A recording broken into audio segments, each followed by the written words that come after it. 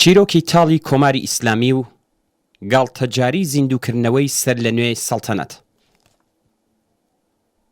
قسەیەک لەناو ئێرانیەکاندا باوە کە دەڵێت ئینسانی عاقڵ دوو جار لە کونێکەوە مارپێوەی نادات.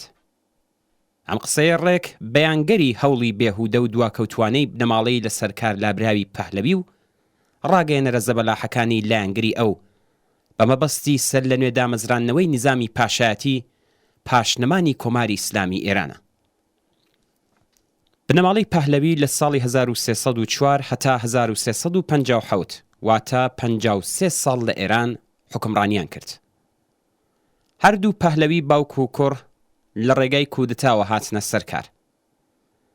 نیو سەدە دەسەڵاتدارێتی ئەوان پشت ئەستور بوو بە سەرڕۆیی سیاسی و زەوتکردنی ئازادی و مافە سەرەتاییەکانی خەڵک، چەوسانەوەی لە ڕادەبەدەری چینی کرێکار، سەرکوتی وەحشیانەی هەر چەشنە خۆپیشاندان و ناڕەزاتی و گەندەڵی بەربڵاوی ئیداری و ئەشکەنجە و ئێعدام.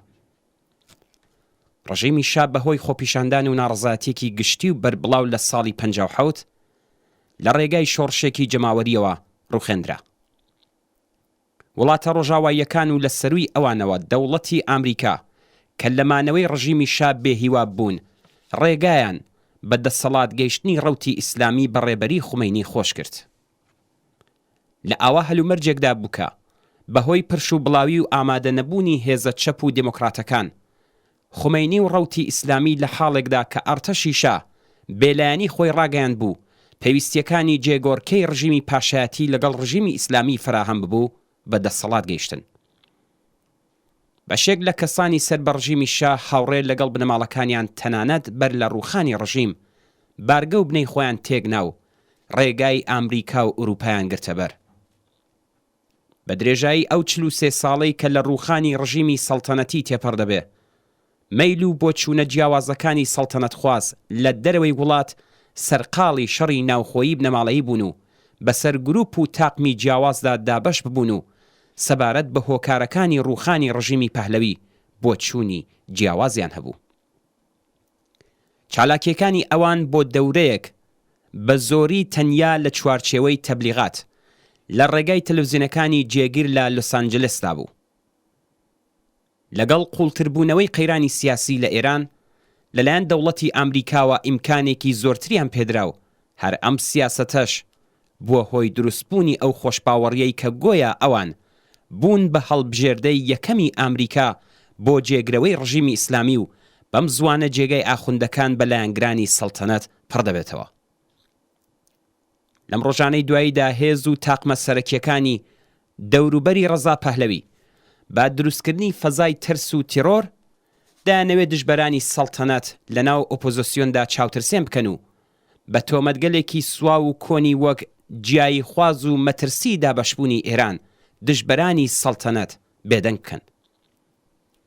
کۆماری ئیسلامی لە ماوەی 43 ساڵ تەمەنی خۆیدا واها بەدبەختی و ڕۆژڕەشیەکی بەسەر خەڵکی ئێراندا هێناوە کە هێزە کۆنەپەرست و دواکەوتووە لە سەرکار لابراوەکانی نظامی پاشایەتی لە بری داوای لێبوردن لە خەڵکی ئێران لە هەمبەر جینایەتەکانی سەردەمی پەهلەوی و خۆشکردنی زەمینەی مادی بۆ هاتنە سەرکاری کۆماری ئیسلامی خەڵک قەرزدار دەکات. سەڵتەنەت پەیوەندی بە ڕابردووی ئێرانەوە هەیە و خەڵک ناچار نین لە نێوان ئەمڕۆیەکی پڕ لە هەژاری و هەڵاواردن و سەرکوت ویان دوێنەی لێوان لێو لە سەرڕۆیی و ڕۆژڕەشی یەکێکیان هەڵبژێرن. لە دوا ڕۆژی پاشنەمانی کۆماری ئیسلامی ئەزموونی 53 ساڵ دەسەڵاتی پەهلەوی لەبەردەستایە. دەسەڵاتێکی کە لە ماوەی پتر لە نیو سەدەدا نەیتوانی ئەمنیەت، خۆشگوزەرانی، ئازادی و مافی ئینسانیەکان بۆ خەڵک دابین بکات، بۆچی دەبێت سەر لە نوێ دەسەڵات بەدەستەوە بگرێتەوە؟